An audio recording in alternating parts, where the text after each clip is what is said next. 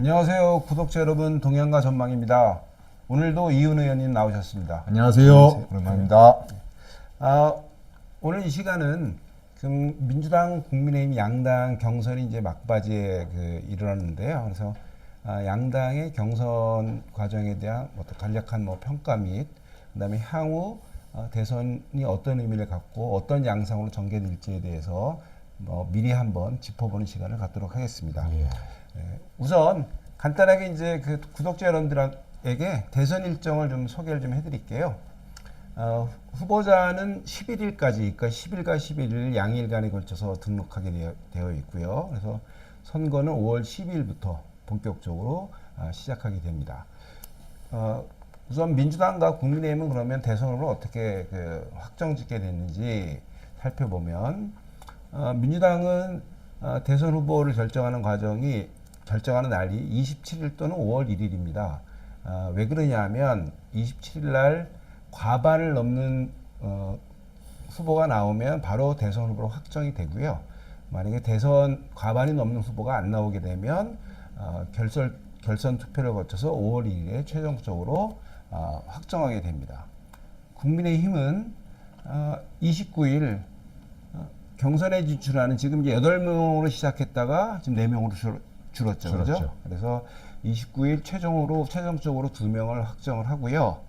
그 경우에 2명 중에서 과반이 넘는 후보자가 있는 경우에는 바로 확정이 되는 거고, 두 명 후보가 비슷비슷하게 투표를 해가지고 과반을 넘지 못하는 경우에는 1일과 2일 선거인단 투표와 국민 여론조사를 거쳐서 3일 날 최종 후보가 확정되는 그런 일정이 되겠습니다.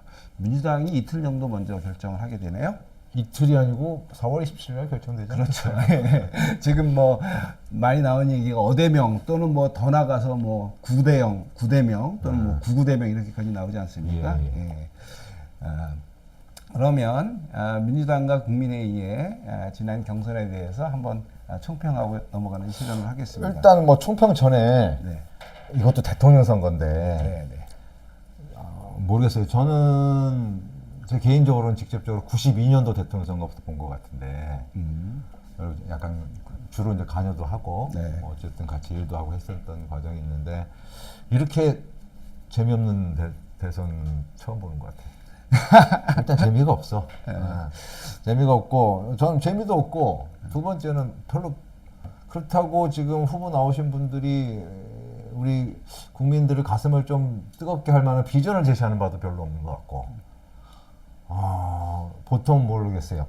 대통령 선거 하면은 우리 사회를 한 단계 업그레이드 한다는 측면에서 정권을 바뀌고 정부가 바뀌기 때문에 시대 정신도 고민을 좀 했었거든요. 네. 이게 이제 대부분이 우리 사회가 무엇을 지향하는지 어디로 가야 하는지 다음 정부는 어떤 모습의 대한민국을 지향하고 있는지 이런 등등에 대한 기본적으로 이제 시대 정신을 갖고 이런 것들은 이제 말을 풀어내는 건데 별로 그런 얘기도 안 들리고 그래서 시대 정신도 없고 재미도 없고 그래서 비전이 있는 것 같지도 않고 그래서 저는 재미가 별로 없어요. 사실은 현재까지 진행 상황을 보면 모르겠습니다. 이제 본선에 들어가면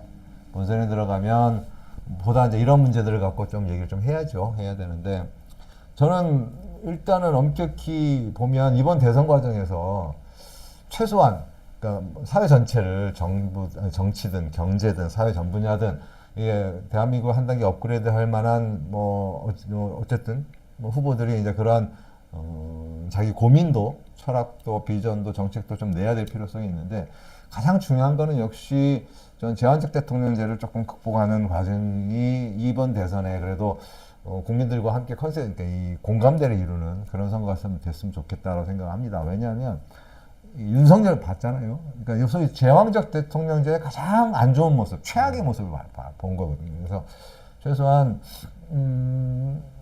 그런 대통령이 다시는 나오지 않으려면 물론 우리 국민도 잘해야겠지만 사실은 이 제왕적 대통령제가 갖는 폐해들을 정치권에서도 오랫동안 얘기를 해왔어요. 그래서 이런 문제에 대해서 어떻게 극복할 것인가에 대해서 국민들과 소통하는 과정으로서 이번 대통령 선거가 좀 이루어졌으면 좋겠다. 저는 개인적인 소망은 좀 그렇습니다.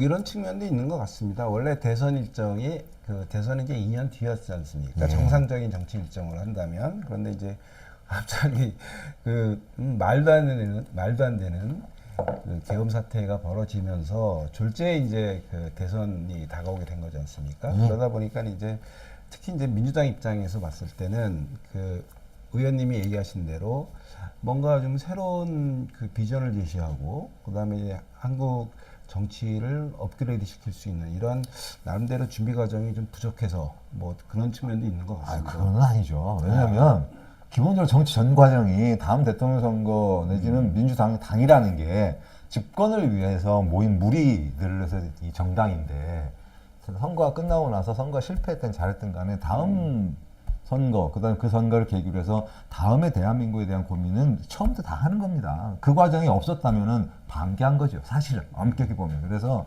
저는 뭐 그건 시간의 문제는 아니었다고 생각하고 오히려 그 시간 동안에 매일 뭐 여야 간에 멱살 잡고 드자비 한다고 시간을 다 보낸 것이 사실은 뭐 이런 모양새로 나타나지 않나 이런 생각을 개인적으로 좀 하고 있습니다. 그 아무래도 이제 민주당의 승리가 거의 확실시 되니까 그런 어떤 우려보다는 좀 아쉬운 점 중심으로 얘기를 하셔서 아쉬운 요구하신 것 거보다는 같아요. 아쉽죠. 그래서 저는 그런 문제들에 대해서 좀 빨리 고민을 했으면 좋겠다라는 생각하고요. 이 지금 현재 민주당 경선 과정은 네. 사실은 지켜볼 만한 게 별로 없습니다. 뭐 9대 명 얘기 나올 정도의 상황이고 경선이 9대 명이 된 것은 저는 엄격히 보면은 현 민주당 지도부의 저는 실책이라고 봐요. 실책을 보는 이유 중에 하나가 물론 선거는 선거 시작 전에 조건과 환경을 본인한테 유리한 것으로 만드는 과정이라는 게 있습니다. 그래서 이 선거는 선거 치르기 전에 선거 결과 나오기 전에 선거의 조건과 환경을 본인한테 유리하게 만들면서 선거의 결과를 예측하려고 하는 이런 그 욕구들이 있어요. 네. 욕구들이 있는 것도 충분히 아는데 이번 경선은 그냥 이재명 대표를 후보로 만들기 위해서 변수를 줄이는 있을 수 있는 변수를 최대한 줄이는 경선이라고 저는 생각을 합니다. 그래서 그런 의미에서 경선으로서의 의미가 별로 없었다. 그렇죠. 개인적으로 경선 의미에서 별로 없었다. 가장 큰 거는 그 경선 룰 결정입니다. 네. 경선 룰을 결정하는데 이재명 대표가 대표 체제에서 본인이 대표 체제에서 만들어 놓은 특별당규위원회에서 자기들이 기존에 해왔던 국민 경선을 업고 국민 참여 경선으로 이걸 결정하겠다고 했던 것 자체가 저는 사실 당을 민주적으로 운영했을 때는 이거는 좀 아니지 않나 이런 개인적으로 생각을 했었어요. 예전에는 하다못해 그 총재 시절에도 이러한 당내 경선이나 이런 문제에 있어서 보면 룰 미팅이라는 걸 했습니다. 후보 간에. 물론 후보 간의 룰 미팅이 잘 이루어지진 않아요. 그 과정에서 싸움도 있고 갈등도 있고 대립도 하고 그 다음에 그 뒤에서 조정도 하고 근데 이런 과정이 정치적 과정이 있는데 이번은 민주당 경선의 룰 결정 과정을 보면 뭐 후보들의 의견을 물어본 적도 없고 도대체 특별당규위원회 구성을 도대체 어떻게 했길래 그동안에 국민 경선, 그러니까 관행적으로 국민 경선을 대선 경선을 치렀던 민주당이 국민 참여 경선으로 왜 바꿨는지에 대해서 설명이 딱 한 가지입니다. 지난번 대선 경선, 그때 이제 아마 이재명 대표하고 이낙연 전 총리하고 붙었을 때 신천지 얘기를 해요. 뭐 신천지가 떼거리로 들어와가지고 경선판을 흔들었다는 식으로 얘기를 은근슬쩍 해가면서 그런 소지를 없애기 위해서 뭐 어쩌고저쩌고 뭐 이렇게 설명을 하는데 신천지 얘기를 했는데 지금까지 그와 관련해가지고 확실한 증거가 나온 바도 없어. 그냥 카더라밖에 안 나왔어요. 본인들이 이해할 수 없는 무더기표가 어느 날 갑자기 나타났다. 뭐 이런 거거든요. 저는 과연 그렇게 민주정당의 소위 후보를 뽑는 룰을 그런 방식으로 결정해도 되는가? 그리고 이 문제와 관련해서 문제제기 한두 번 하고 또 없어졌어. 왜냐하면 시간이 없으니까 경선해야 된다고 그냥 밀고 나가시더라고요. 그래서 야 민주당 참 경선 이재명 대표를 후보로 만들기 위해서 변수를 줄이기 위한 최대한의 노력을 다 하는구나. 그걸 보면서 아 이번 경선은 하나만 하는 경선이다. 왜 경선하는 의미가 왜 있는지는 잘 모르겠다. 그냥 통과 의뢰로 이번 경선을 하시는구나 라는 수준입니다. 그래서 그러다 보니까 남는 게 딱 하나예요. 투표율만 걱정하셔. 왜? 다들 알거든. 이재명 대표가 후보가 될 거니. 이렇게 룰도 만들고 이렇게 했고 분위기도 이러는데 뭐 이재명 대표가 후보 될 것 같은데 후보 된다고 생각하니까 투표율이 안 올라. 그래서 이번 지금 호남 경선 중에 곧 아마 지금 저희들 이거 녹화하는 중에 발표될 것 같은데 호남 경선 투표율 또 지난번 대표 경선 때처럼 20%대 나올까봐 이제 그거 걱정한다고 위원장들한테 특명 내렸다는 거 아니에요? 최대한 동원해라. 그러니까 이런 그때 모르겠어요. 민주정당에서 후보 경선을 이런 방식으로 해도 되는 건지 전 잘 모르겠는데 어쨌든 결과적으로 어대명과 구대명이라고 표현되는 이 과정이 결국 이런 모습에 민주당의 경선 모습을 뭐 결과지었다라고 생각을 합니다. 그래서 결국 뭐 재밌어 보이지는 않아요. 그러다 보니까 네. 재밌어 보이지도 않고 변수도 없고 흥미도 없고 그냥 뭐 그래 지나가고 아마 후보 경선 이후 생각하니까 뭐 계속 나오는 얘기가 이제 경선 후보자들 간에 아주 점잖은 토론 몇 번 하시고 그다음에 원팀 강조하시고 먼저 그러고 계시는 것 같아요. 그래서 하는데 모르겠습니다. 그렇게 민주정당의 후보를 뽑아서 그 후보가 이번 이제 대선에서 물론 저쪽 당이 워낙 많은 실책을 해놨고 그다음 당장 뭐 윤석열이가 이 깽판을 쳐난 상태이기 때문에 대선 결과에 대해서 이제 낙관하는 분위기도 좀 있습니다. 그래서 뭐 이렇게 경선을 해도 충분히 이길 거야. 뭐 아마 그런 모습이지 않을까? 뭐 이런 생각을 하고 있습니다. 그렇죠. 그 김두관 후보가 이제 사퇴할 때 지적했던 게 이제 기울어지는 운동장이다라고 얘기한 게 이제 그 부분인 것 같은데 사실 민주주의를 지향하고 민주주의를 수호하고 또 개헌 사태 때 보여줬던 민주당 그 의원들의 어떤 그 민주주의를 위한 그 강력한 의지 이런 거에 비해서 지적하신 대로 민주당 내 경선이 당원들과 국민들의 민주주의 열망을 아래로부터 모아내는 과정이 있느냐 이런 부분은 이제 대단히 아쉽다고 생각할 수밖에 없는데 뭐 향후 이제 40일 정도 남았는데 40일 정도 남았는데 민주당이 집권 이후에 뭐 좀 달라진 모습을 보일 수 있으면 저도 좋겠는데, 좋겠다고 생각하는데 네. 저는 진짜 기대해요. 뭐 그래야 된다고 생각하는데 걱정은 딱 하나.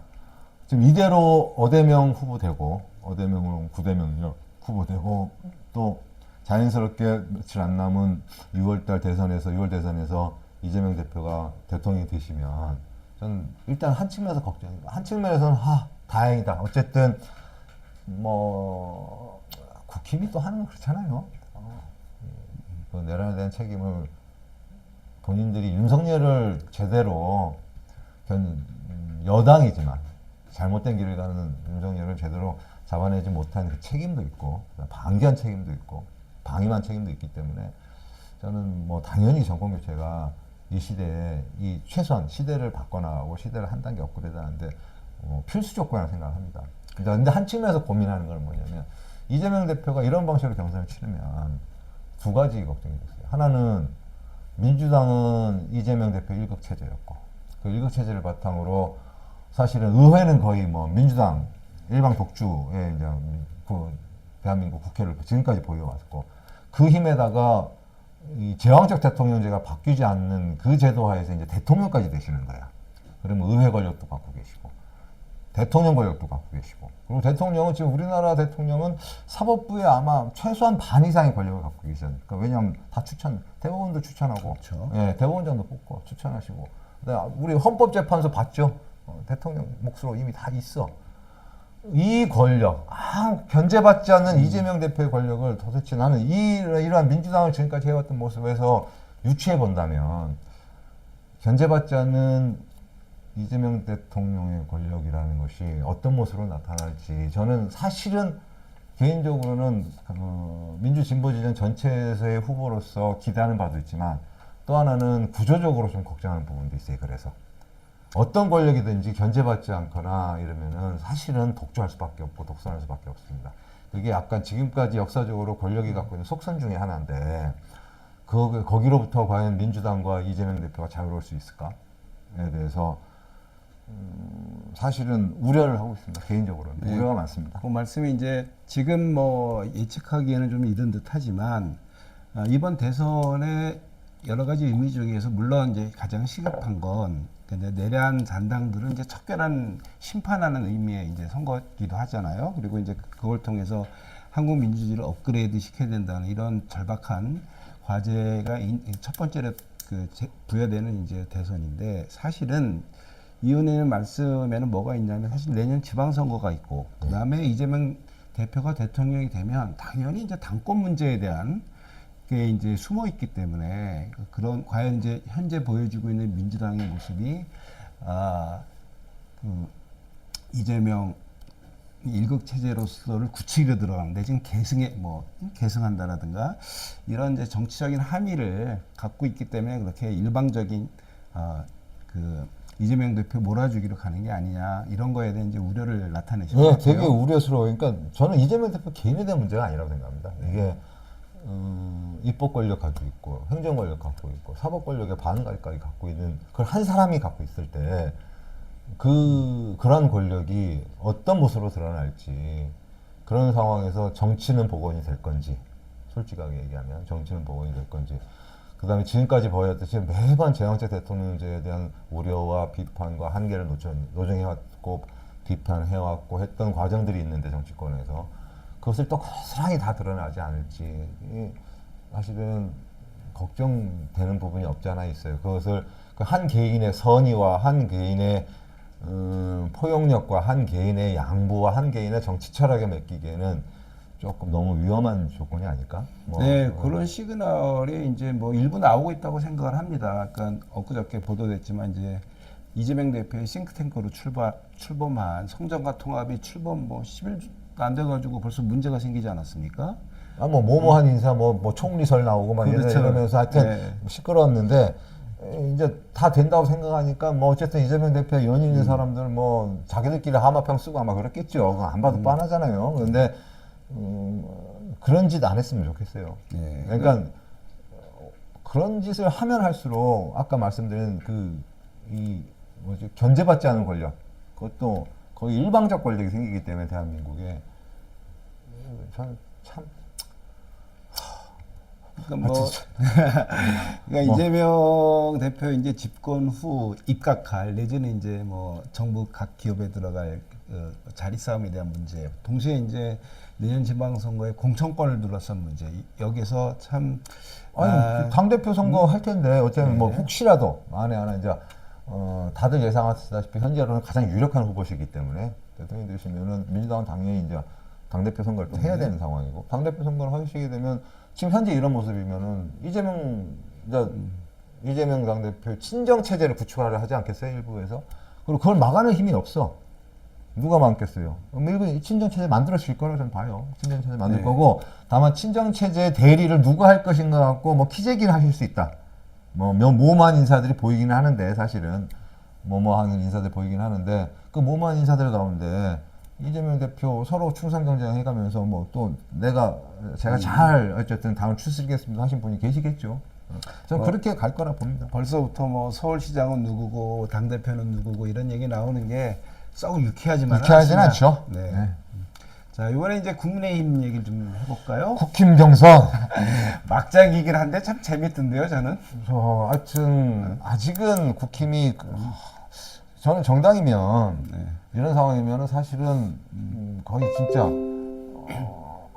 황골탈퇴할 정도의 상황을 만들어야 되는데 아직도 찬탄 반탄 갖고 싸우고 있고 윤석열과의 관계 설정도 애매모호하고 아직도 네.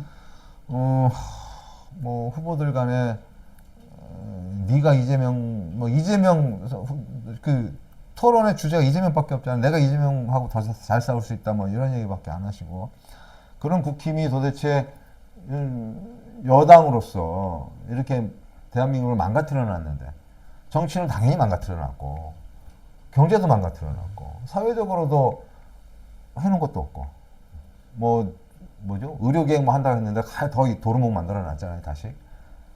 그래서 그런 데 대한 최소한의 반성이나 최소한의 자기 성찰의 과정이 안 보인다. 경선 과정에서 자기 성찰의 과정이 안 보이다 보니까 저 당이 진짜 뭐 집권하려는 의지가 있나? 뭐 다시 잘해보려는 의지가 있나? 뭐 사실 개인적으로 그런 생각이 있어요. 저는 어쨌든 윤석열 전 대통령을 극복하지 않고서는 저 당이 희망이 없다. 최소한 저는 그래요. 윤석열 전 대통령이 자기가 몸담았던 1호 당원이라고 하는 자기가 몸담았던 국힘을 위한다는 마음이 진짜 1%라도 있으면 본인이 먼저 탈당했어야죠. 저는 누가 탈당 얘기 나오기 전에 당연히 본인이 먼저 탈당하고 그 다음에 정치적 메시지는 하나야. 나를 밟고 지나가세요라고 얘기를 해줘도 국힘이 그 위에서 뛰어놀아도 달뚱말뚱한 선거인데 뭐 뒤에서 약간 뭐 별짓 다 하지 않습니까? 한 번은 뭐 윤석열 당도 만든다 안 만든다는 얘기가 나왔었고 그다음에 윤석열과의 관계 설정 문제에 관해서도 국힘이 자유롭지 못하다 보니까 딱 하나 한 게 윤희숙 씨가 뭐 정강정책연설에서 뭐 계엄 사과 뭐 정도 하고 권성동 대표가 뭐 충분히 많은 고민 끝에 나온 얘기인 것 같습니다. 뭐 이런 정도로 그냥 얼버무려 넘어갔잖아요. 우리 국민이 바보는 아닌데 하려면 제대로 하든지. 좀 더 이제 그 1차 경선 결과 가지고 좀 더 얘기를 해보죠. 네. 그 나경원이 탈락하고 안철수가 4등 안에 든 게 조금 의외이긴 했어요. 그거는 저는 그래도 국힘이 마지막 희망이라고 생각을 해요. 네. 최소한 국힘 내에 반탄이 주류가 아니구나. 어쨌든 최소한 탄핵, 그러니까 탄핵 반대가 주류가 아니고 최소한 계엄은 아니구나라는 그런 보수 집단, 보수층이 아직도 존재하는구나. 그래서 국힘 내 아직 그런 존재하는구나라는 거에 대해서 저당이 그래도 최소한의 진짜 마지막 남은 좀 예의? 국민에 대한 예의 정도 아닐까? 뭐 저는 그렇게 봅니다. 뭐 그것도 좀 그 점수를 많이 주시는 것 같은데 어찌됐건 이제 약간의 그 의외였던 정도로만 정리를 하고 1차 경선 결과가 이제 공표가 안 되니까 이제 문제가 되는데 그래서 이제 뭐 그 문제 아니에요.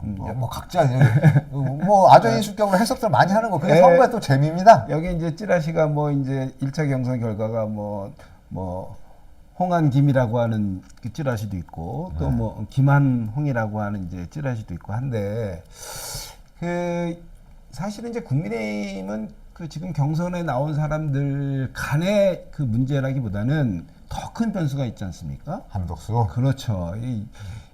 진짜 어떻게 이런 사람이 그 김대중 정부부터 시작해 이렇게 승승장구했는지 모르겠어요. 한덕수. 네. 한덕수 변수에 대해서 뭐 승승장구한 거는 본인 능력인 것 같고 그게 어떤 능력이든 본인 능력이신 것 같고 최소한 한덕수 문제 왜 한덕수인가에도 좀 객관적으로 살펴볼 필요가 있어요. 저는 기본적으로 총리라는 위치가 1인 지상, 1인 지하 만인 지상의 자리인데 그 자리가 잠재적 후보군 비슷하거든. 항상 총리 출신들은 그래서 조금씩 항상 이렇게 잠재적 후보군 하마평이 항상 오르고 뭐 이런 과정이라는 게 하나 있는 것 같고 또 하나는 경제통상 이미지가 나쁘지 않다라고 판단하는 분들이 계신 것 같고 두 번째는 상대적으로 정치때가 좀 덜 묻어 보이고 왜냐하면은 그동안은 여야가 얼마나 드자비질 많이 했어요. 맨 멱살 잡고 싸우기나 했지 하나도 없잖아요. 그러니까 정치때가 좀 덜 묻어 보이기도 하고 또 하나는 극단적인 사람을 보이지는 않거든. 극단적 보수로 보이거나 이런 극단적 사람을 보이지 않고 약간 뭐 중도 보수 느낌 뭐 어서프레 뭐 이런 느낌도 있고 극단적 기회주의로 보이질 않나요? 극단적 기회주의라는 말은 별로 없습니다. 지금의 극단성은 내가 볼 때는 멱살잡이하고 쌍욕하는 걸 극단성으로 보는 거니까 그래서 그런 극단성은 아닌 것 같고 또 하나는 지금 현존하는 여의도 정치인들보다는 좀 점잖아 보이기도 하고 뭐 안정감도 있어요. 뭐 이런 것들이 합쳐져서 저는 한덕수라는 사람을 뭐 고민들을 하시는 것 같아요.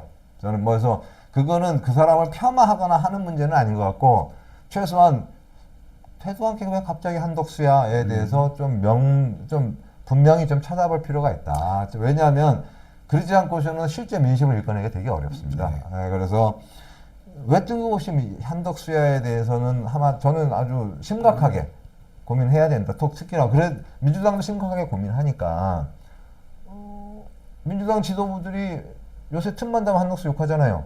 네. 흠집 내기 바빠 요새 매일 한덕수 얘기해.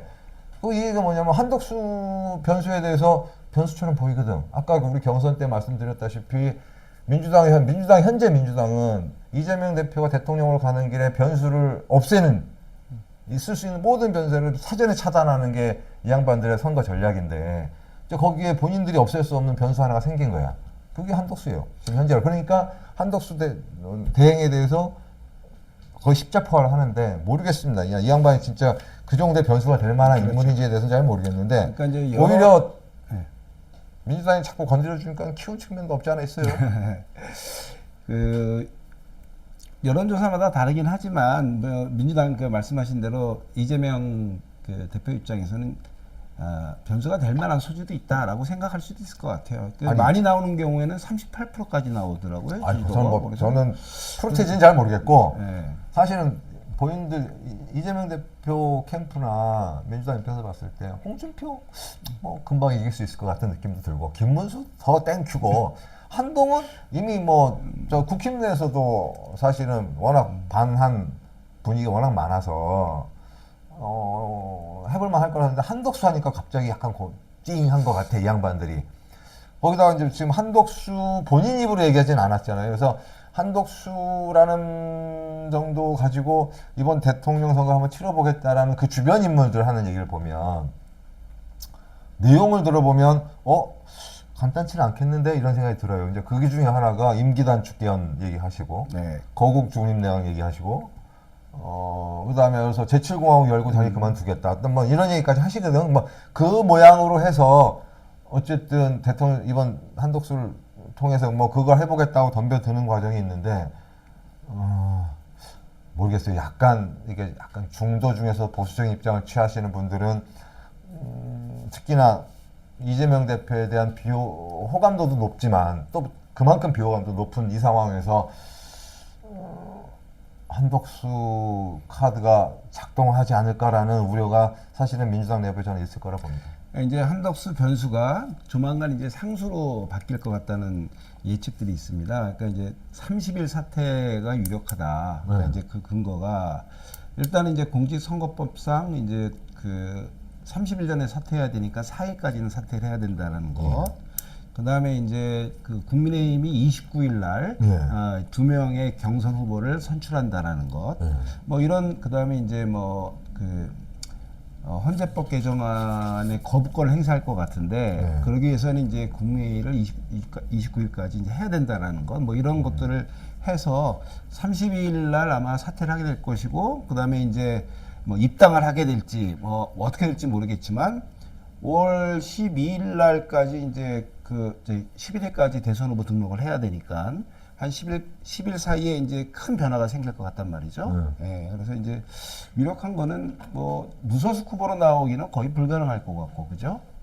아니 빅텐트 치대잖아요. 그러면 뭐 범중도 보수 국민 후보 뭐 이런 거 하겠죠. 그래서 이제 그래서 지금 이제 얘기 나오고 있는 게 국민의힘과 이제 단일화 문제가 이제 나오고 있단 말씀이죠, 그죠? 그래서 조선일보에서 아주 재미있는 여론조사를 했어요. 그 대구에 이제 서문시장이라고 있죠. 꺾이타면 이제 윤석열과 이제 박근혜가 내려가는 데서 그 상인들 100인을 가지고 대면 조사를 했는데, 그 한동훈이 27표가 나왔고, 김문수가 23표, 한독수는 이제 18표밖에 안 나왔습니다. 그죠? 그랬을 때 이제 그 국민의힘의 이제 그 유력한 후보가 한동훈, 그다음에 김문수, 홍준표인데 이 어떤 후보가 되냐에 따라서 단일화의 가능성이 있고 없고 그럴 것 같거든요. 저는 단일화는 만약 한덕수 대행이 후보가 나오면 단일화 과정은 반드시 할 거라고 봐요. 어떤 그 국민의힘 누가 나오든 누가 나오든 왜냐하면 결국은 1대1 구도를 만드는 것은 후보 본인의 의지이기도 하지만 진영의 의지이기도 합니다. 그래서 그 진영이 그 뭐 따로 나오고 이런 것에 대해서 가만 놔두지 않을 겁니다. 그래서 지금 당장은 한덕수 후보가 진짜 나올 것인가 여부. 그러니까 저는 모양상 보면은 본인 개인은 나오고 싶어 하는 것 같아요. 예전에 고건 총리가 그랬고 반기문 전 총장이 그랬듯이 개인적으로 하고 싶은 의지가 있는데 그럴 수 있는 뭐 진짜 하면 되는 거야에 대한 확신이 별로 없으면 이 공무원 출신들이 잘 접습니다. 또 희한하게. 그래서 저는 현재 수준에서 한덕수 대행의 출마 여부를 물어본다면 본인은 하고 싶은데 조건과 환경이 될지는 좀 더 지켜봐야 됩니다라고 얘기 드릴 수밖에 없을 것 같아요.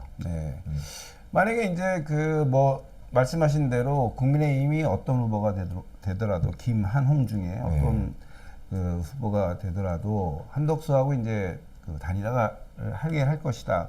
근데 문제는 한덕수가 이긴다면 이제 한덕수 입장에서는 정치를 계속 하는 건데 뭐 여론조사를 하든 뭘 하든 간에 할 텐데 한독수가 질 가능성도 있지 않습니까? 있어요. 당연하죠. 이제 그런 경우에 이제 한독수는 어떤 행보를 보일 것인가. 한덕수? 뭐 또 잘 정리하겠지. 지금까지 해놓은 한 것만 해도 충분한 사람이에요, 사실은.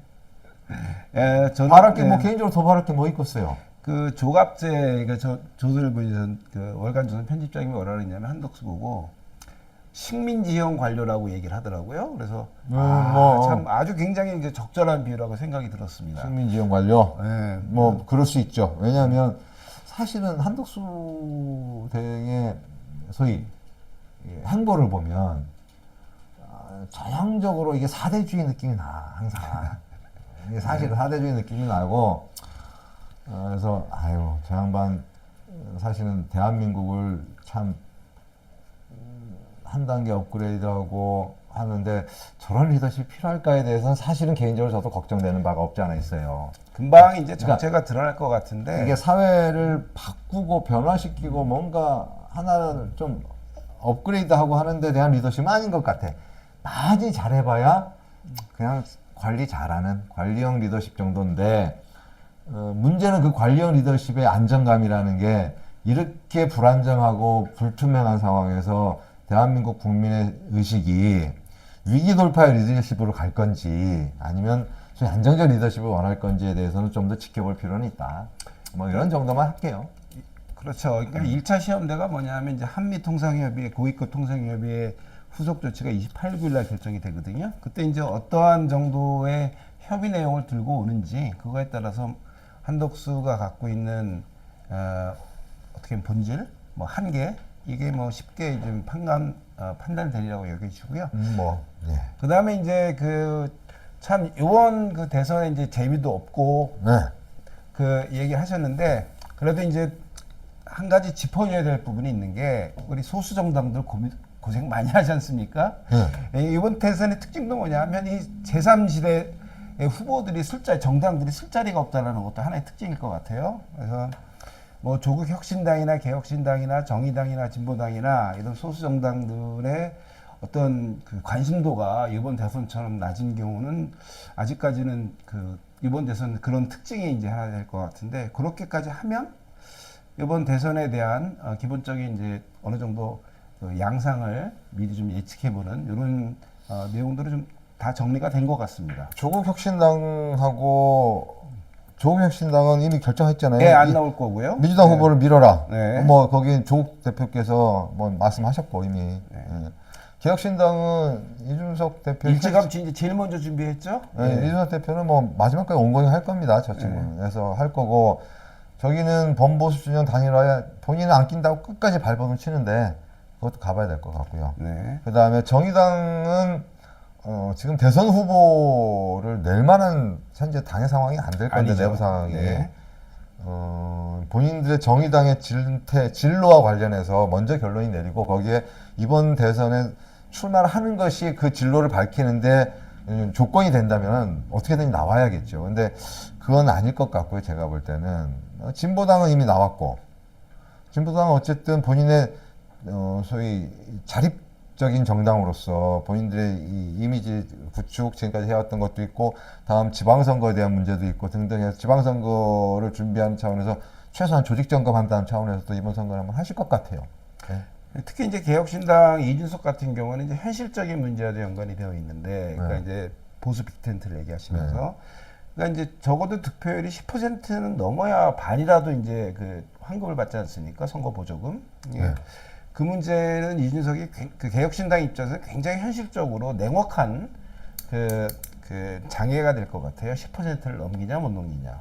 뭐 물론 당연히 그렇죠. 당연히 그렇고 그러니까 저는 그렇게 그러니까 개혁신당 입장에서 이준석 대표가 본인의 포텐셜만큼이라도 득표를 하려면 본인의 포텐셜이 얼마가 됐든 간에 지금 현재 뭐 3자구도 하면은 보통 7%에서 9% 사이를 왔다 갔다 하잖아요. 이준석 대표가 보통 그 정도 여론조사 결과 나오는데 7%, 9%의 포텐셜이라도 받으려면 사실은 한덕수 빅텐트 단일화 논의가 깨져야 됩니다. 그게 깨지지 않으면 본인 7 내지 9%도 얻기가 되게 힘들 거예요. 거기 빅텐트가 성공하고 단일화 성공하면 빨려갈 겁니다. 대부분이. 진영으로 빨리 가기 때문에 힘들 거고 그래서 개혁신당 이준석 대표 입장에서는 단일화를 깨는 게 우선일 겁니다. 유의미한 본인의 포텐셜만큼이라도 득표를 하려면 아니면 최대치는 빅텐트의 완탑 단일 후보로서 본인이 쓰는 걸 텐데 그 계산은 잘 안 나올 것 같고요. 네. 네, 지금까지 양당 국민의힘 그다음에 민주당 양당의 경선 과정에 대해서 좀 살펴봤고요. 그다음에 조만간 곧 5월 10일부터 시작되는 대선에 대해서 한번 간략하게 대선의 양상에 대해서 간략하게 살펴보는 시간을 가졌습니다. 오늘도 수고하셨습니다. 예, 감사합니다.